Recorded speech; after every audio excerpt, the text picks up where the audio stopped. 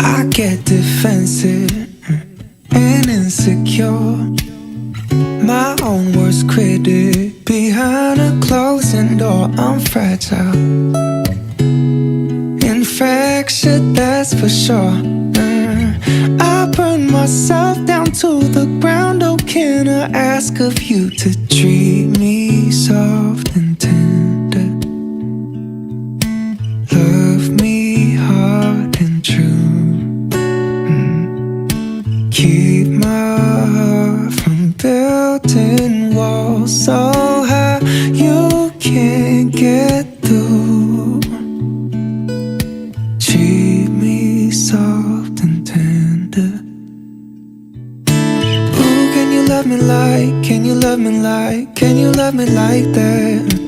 Ooh, can you love me like, can you love me like, can you love me like that? I just keep repeating it in case you didn't catch me. Ooh, can you love me like, can you love me like, can you love me like that? Can you love me like that?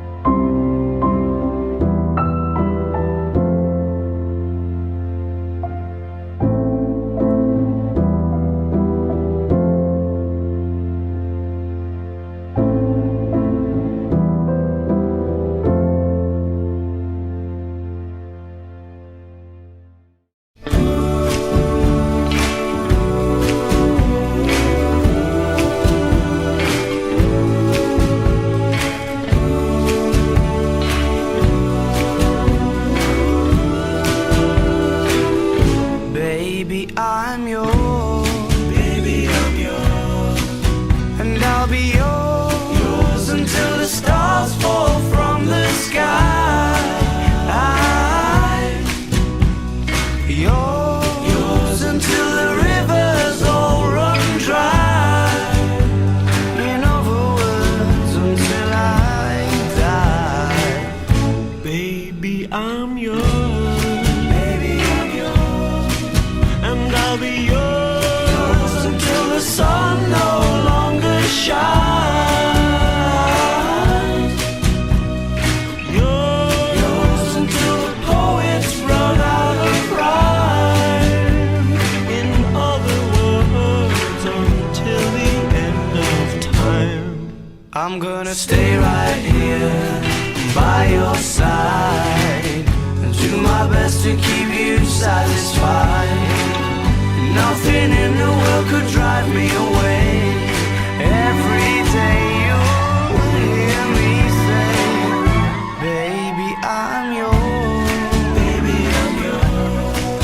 And I'll be yours until 2 and 2 is 3.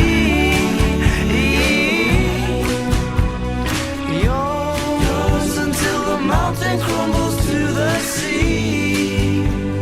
In other words, eternity, baby,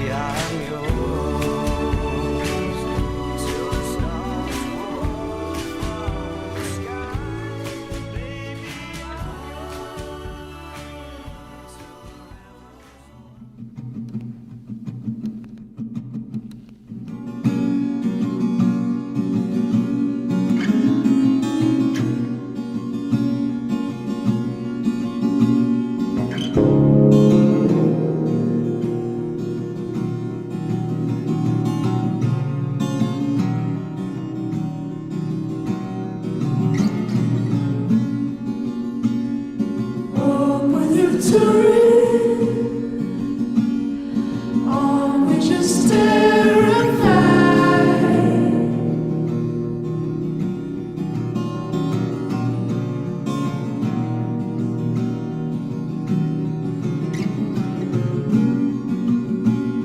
Shares in your worry for what you won't ever find.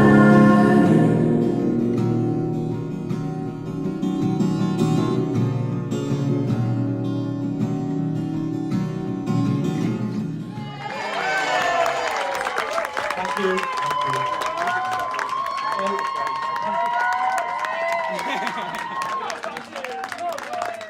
So, in a small departure from tradition, Jess and Andrew have requested that we do the speeches before dinner, as you probably realised, so you can all enjoy your meal and we can all relax. So, for anybody who doesn't know me, my name is Martin, and I'm very proud to say that I am Jessica's dad. So, both Jessica and my wife Jeanette have told me in no uncertain terms that I'm not allowed to have a drink until I finish my speech. So, thanks for coming and goodbye. Only joking, I have got a speech and it's like 4 pages long. Okay, so before I start, can I ask everybody to make sure that their glasses are all topped up as I plan to make a few toasts during my speech. I've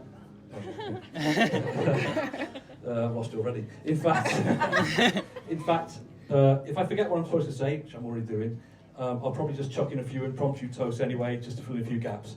So this could turn into a drinking game more than a speech. Okay, so firstly I'd like to thank everybody for coming, especially those who've made long journeys to be here today, and it's very much appreciated. And I'd like to congratulate you all today on making the cut to be day guests. It was a tough competition. It was a tough competition, but yeah, congratulations, you all made it. This means that either Jess and Andrew really like you, or you're close enough relatives, like myself, that they had no choice. I'd also like to give a few mentions to a few people. Sorry, I'd also like to give a mention to a few people who unfortunately can't be here with us today. First of all, Jess's nana, who was also called Jeanette, who very sadly passed away a couple of weeks ago. But I'm sure she's here with us today in spirit. I'm sure, in fact, I know that she'll be down there looking up at us today. Probably complaining it's too hot. So, sorry, Mum. Don't haunt me. She's coming for you. Continue. So anyway, in the first toast, I'd like to propose the first toast of the day to Jess's nana. So if we can all say, raise your glasses to Nana. Nana. Thank you. Thank you. Right, so where are we? To Nana. There's also a few other people that can't be with us today that I'd like to give a mention to. So first of all, Celia, who was Jess's childminder when she was very small, and she's better known to Jess as Auntie. Sean, who's Jess's godfather. He was actually a godfather, not part of the mafia. Cousins Claire, Paul and the kids who couldn't be here, and from Cyprus, Captain Marco. I know he'd like to have been here today. Sorry, Someone else knows. Ask Jess about that. Talk to you later. Okay, so let's just check my list. Yeah, thanks everyone for coming, that's ticked off. Okay, number 2, welcome Andrew to the family. Okay, this is probably the easiest part of the speech, as Andrew has already been part of the family for over 10 years. Yeah. And all I can say is that Jeanette and I could not have wished for a nicer lad for Jess to meet and marry. I'm sure he is an absolute credit to his mum and dad, Yvonne and Phil. I'm sure they're really proud of him. Oh, hang on, sorry. Oh yeah. Break the temperature. I imagine that they've been a big part in getting Andrew to church on time today. Yeah. Which is not an easy task. They wrote that before they knew if you were on time or not. Yeah, you were on time. I was waiting in the car for them. So I'd like to just propose another toast to Yvonne and Phil and say thank you for everything you've done to make today a big success. So could you please raise your glasses to Yvonne and Phil? Right.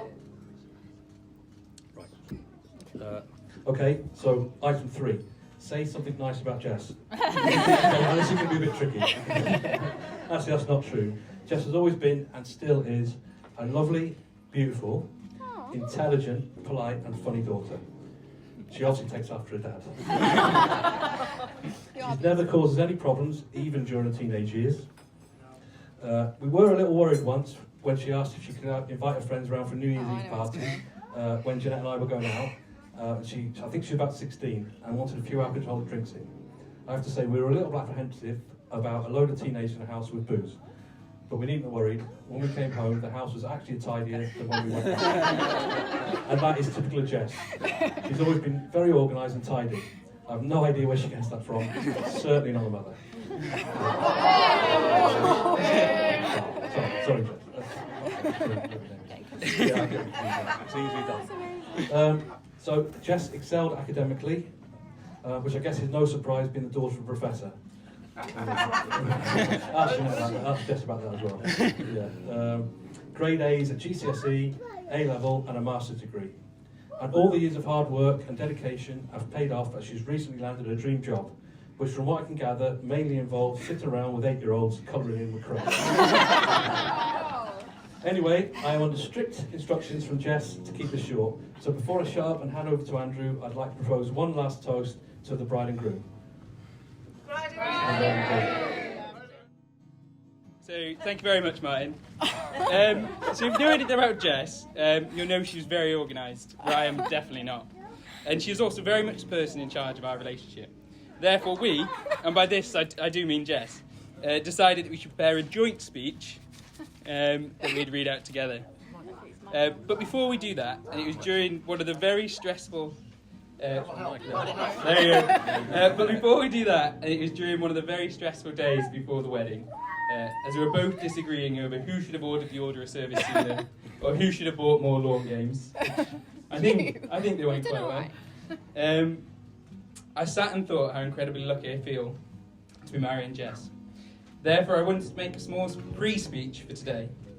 So, as you probably know, and nearly everyone who's ever met me will tell you, including Martin, I'm sure David in a minute, I am the last person to be ready. Yeah. I can spend hours procrastinating on the most pointless of tasks.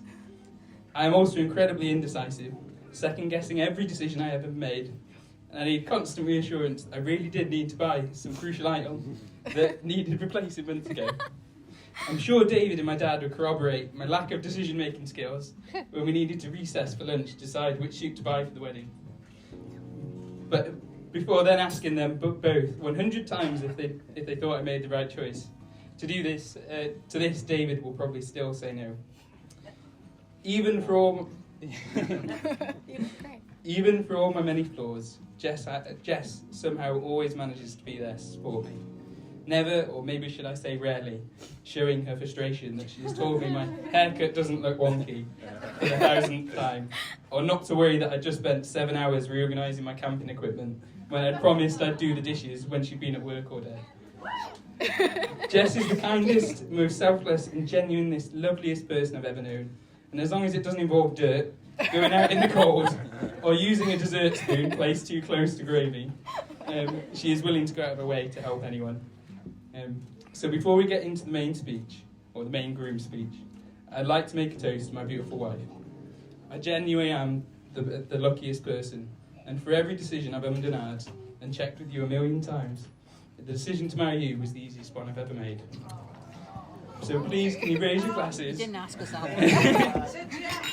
To Jess. Back on to our joint speech that Jess is lovingly prepared.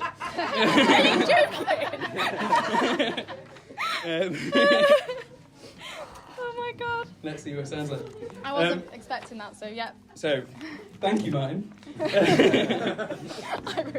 We both wanted to say a quick few words. Firstly, we want to thank you all for coming today. We especially want to thank those who have travelled a long way to be here, coming literally from all over. Say something mushy about Jess. Well, I think we covered that. I think I've done a little bit of that, so hopefully Thanks. We're so happy to be surrounded by our family and friends today for such an important day for us, and we're genuinely grateful that you've all come and made the effort to come for us today. we were going to say a little bit about how we met in case people don't know, but we met in the first year of secondary school and we got sat next to each other in science, I think it was, and it definitely was not love at first sight at all. And I think Andrew would definitely agree to this since I had retainers and red highlights. And I don't think my curly afro or my glasses were particularly appealing either. We developed a friendship through our years in school, and as you know, we've got some friends with us today. We spent time together on the school French trip, and we both took part in the school production Godspell, which I think probably the less we speak about that, probably the better. Our friendship did eventually grow into a relationship in the final year of school, and we need to thank our science teacher, Mr. Prince, for sitting us next to each other again. He clearly hadn't learned and probably regrets it since we spoke all the way through his chemistry classes. We went on to enjoy 2 years of college together before having a slightly long-distance relationship when we attended separate universities. Me in Bradford and Jess in Sheffield. Although I did want to add here, you can't really call it long distance if we were both in Yorkshire and Andrew drove to see me literally every weekend. Yeah, I'm so sorry I've lost where I am now. Thank you. Oh gosh, you've made me actually lose where I am completely. I'm going to say something mushy about Andrew now, I suppose. I just feel so lucky to be marrying someone that I see as a best friend, and we were friends for ages, and I now really do see us as a best friend. I wanted to say as well that although we do have differences in our relationship, and I was going to say our timekeeping skills, but I think that's been made pretty clear already. We also have extremely similar sense of humour, and I think that showed today when I made the exact same joke to the vicar that you just made a few minutes before, which keeps it very interesting, and there's never a dull moment in the relationship. Back to you. Thank you. So we also want to give a special thank you to both of our families today. They've done so much for us over the years, and in the run-up to the wedding, especially when we were arguing, climbing up ladders, doing bunting, and trying to work out if we should be putting the wood on the table, and many other things. I think I maybe was a little bit more stressed than perhaps needs to be. One of my first experiences of Jess's family was her parents arriving at the house from a fancy dress party. I believe it was that New Year's Eve party where Martin came in dressed as Kermit the Frog and Jeanette came in dressed as Miss Piggy. I feel like this should have been a hint at the type of family that I was getting myself involved with. Should have run away then. But on a serious note, I feel really privileged to be joining your family, and I do want to thank you for the experiences you've given us, including today. So we have just got you a small gift. We have got some others. Would you like me to hand some yeah, over? I'll give. So this is just for your mum and dad. Okay, have you put them together? Yeah. Thank you. Thank you.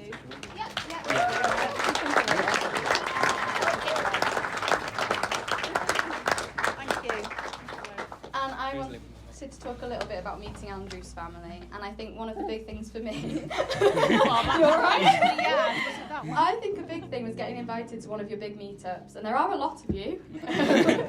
I have a big family myself, as you might be able to tell, because we're pretty split here, but I still felt quite intimidated about meeting everyone. But as soon as I met you all, I realised I had nothing to be worried about, and I was genuinely welcomed as part of the family.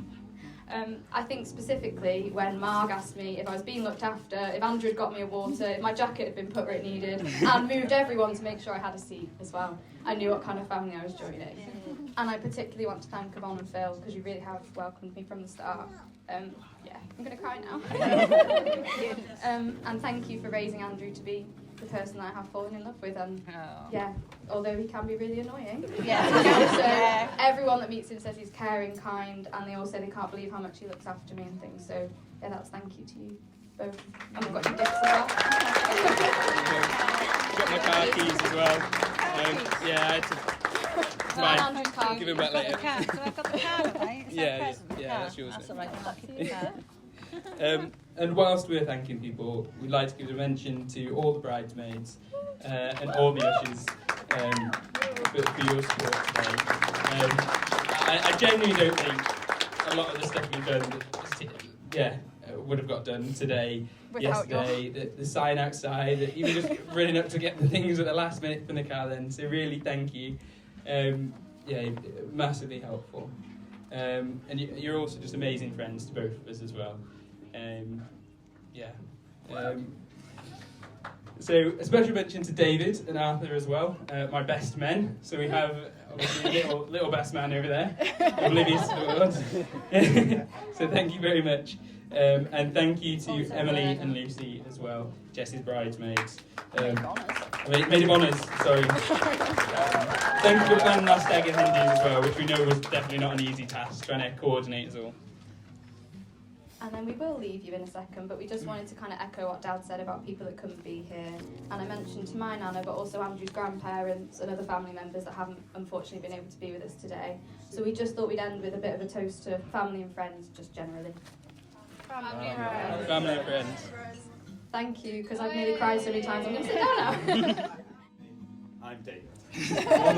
one of Andrew's older brothers. I mean, some would say, the handsome, the more successful, but I'll leave that to other people. But I'm one of the older brothers, and it's great because to be stood here, because after all this time, Andrew has finally admitted that I am the best man. It's really good.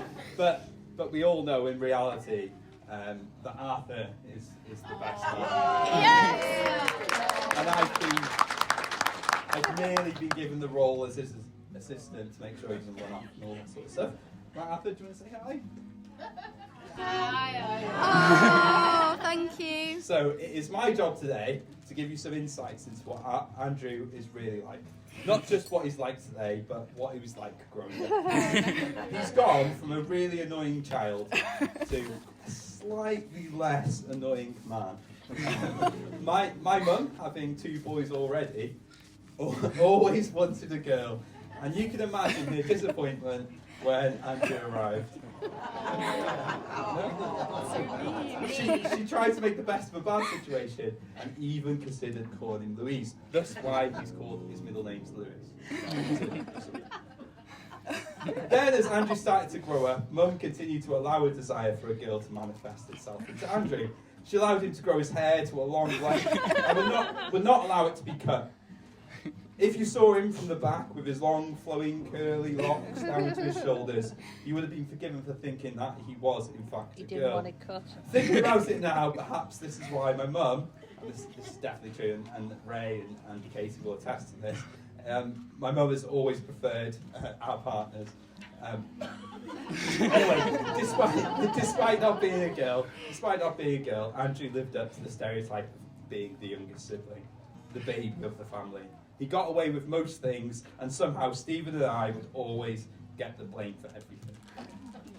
In reality, he had a lot of teeth missing when he was younger. He's had loads like that. So he had like 2 teeth just put it out here. And it made him look like a demon, genuinely. When you saw him when he was younger, you'd think he was a demon.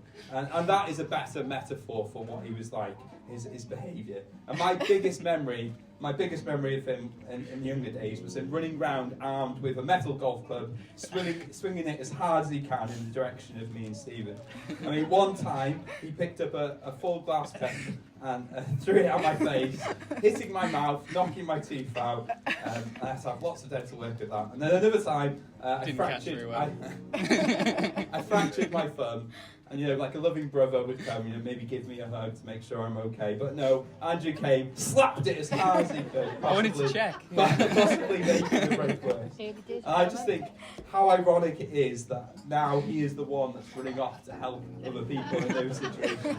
Maybe it's karma. As Andrew has gotten older, he has thankfully left this behaviour behind and turned into a kind and caring person who would do anything for anybody, as shown by the job that he does. It takes a special kind of person to be a paramedic, and Andrew certainly is that. It's probably down to Andrew's laid-back nature that makes him such a good paramedic. In fact, Andrew is so laid back, he is usually 40 minutes behind the rest of the world. Whenever we have a family event, my parents always have to tell him that it starts an hour earlier to make sure that he arrives on time. Even then, I suspect it is down to Jess that he arrives at all. He arrives at roughly the right place at roughly the right time, I guess. I find it incredible that he succeeds in a job that requires such exceptional timekeeping. I think you must use all of your timekeeping skills in your paramedic job, and that's fine. Love that. Anyway, it's my role as best man to share some of the embarrassing stories about Andrew that people don't know. The one that sprung to mind is the one about Andrew's biggest fear as a child. We all have fears, but Andrew's fear, it wasn't heights, it wasn't snakes, it wasn't the dark. What it was Lord Voldemort, but specifically Lord Voldemort, who is speaking parcel tongue. So one of the things about sharing a room, so I share a room with my two brothers, is that you have plenty of opportunities to wind each other up and plenty of ammunition. So what I used to do, whenever Andrew had particularly annoyed me or upset me or had maybe got us both into trouble, we'd wait until it was dark and then we would just speak Parselton very, very quietly, which would always result in Andrew floods of tears and shouting at us to stop. I mean, you might feel sorry for him, but he definitely did. If you don't know what Parselton is, it's basically talking like a snake. If you've seen any of the Harry Potter films, it is that.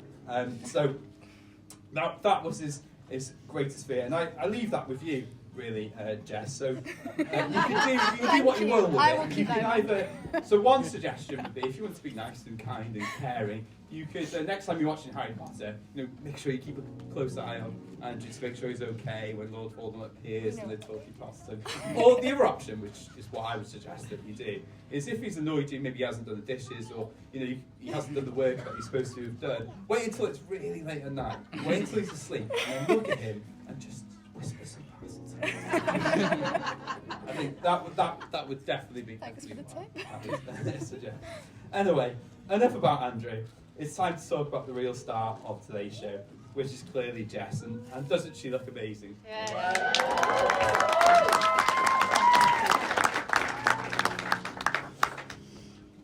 Do you want to tell Jess what you're going to say? Go on then. Beautiful. I'm going to go again. Thank you, Alfred. Anyway, so Jess and Andrew have obviously known each other since school, and what I find the most unbelievable thing is Jess still likes him. And that is absolutely no feat, because I know, having lived with Andrew for X amount of years, what a pain he can be. He's indecisive, he needs to Google everything to prove a point. His need to rush to the bathroom whenever we're supposed to go somewhere, or maybe tea's ready. I need to go to the bathroom, and we end up waiting a long time for him. So, as many would consider Andrew to be a hero, being a paramedic, we all know that Jess is the real hero. Clearly, patience and understanding is Jess's superpower. But the biggest compliment of all I could pay to Jess is how much Arthur loves her. Arthur is an absolute tough critic and often makes it known when he doesn't like something or someone. He often tells me that he doesn't like me. But he would never say that to Andrew or Jess. Whenever Arthur is in the same room as Andrew and Jess, he demands that they play with him constantly and insists that they sit with him by the table. And it doesn't matter what is happening, Andrew and Jess always oblige. They always have time for him. This reaffirms them as a couple of Arthur's top people. I'd just like to say thank you, lastly, for Andrew for giving me the opportunity to be his best man. This is probably the nicest thing I've ever said to you, okay? So Oh, God. this will Are we not ready? happen again. So it makes me incredibly proud to see the person you have become, and know that you and Jess will follow the perfect role models that you've got in Mum and Dad, Jeanette and Martin, to be a fantastic married couple. Can everyone please raise a glass to the wonderful married couple, Andrew and Jess? Oh, we're not meant to raise our own glass to ourselves. Now, before we leave, we'll see how this goes. We've been practicing a joke, haven't we, Arthur? Oh, yes. And we would like to tell everyone a joke. You ready? Do you want to hold them up? It's 10 minutes. Not. Who's there? Boo. Boo! What's that? And Lucy. Oh. The ending was, don't cry, it's just a joke. You feel lots of tears in the room.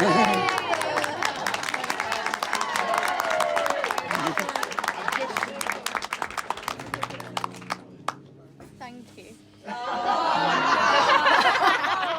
Just before we leave, I've just got a gift for Jess. So whenever, if she feels he's getting annoying her or whatever, she can put this on and instantly she'll get him to do whatever. Looks a bit better, that. Thank you. Oh, there's the elastic that belongs. Thank you, everyone. I think we're done now. That's it. Ciao. Talk amongst yourselves.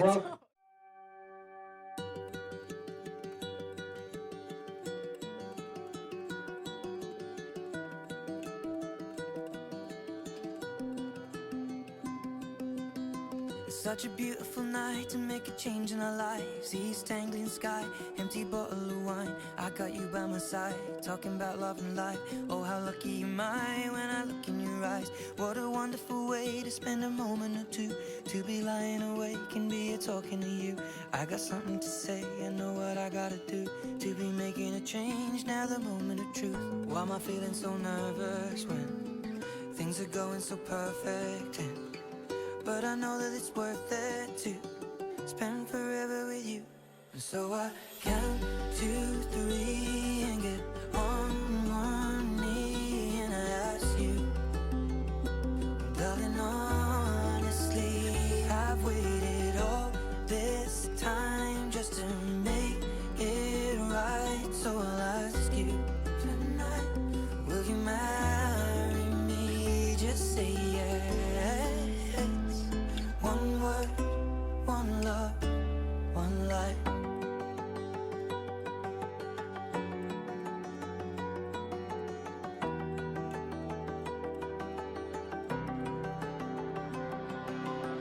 A gentle touch of the hand, fingers running through hair, lips pressed to her lips, so I was caught unaware. Arms holding me tight, tears in both of her eyes. What a beautiful way to spend the rest of our lives. The sun will reappear, burning auburn and red. My chest was the pillow, green grass lawn was the bed. Last night was the night, one last moment of truth. And what a wonderful way of falling deeper in you. Why was I feeling nervous when things were going so perfect? But now I know that it's worth it to spend forever with you. And so I count 2, 3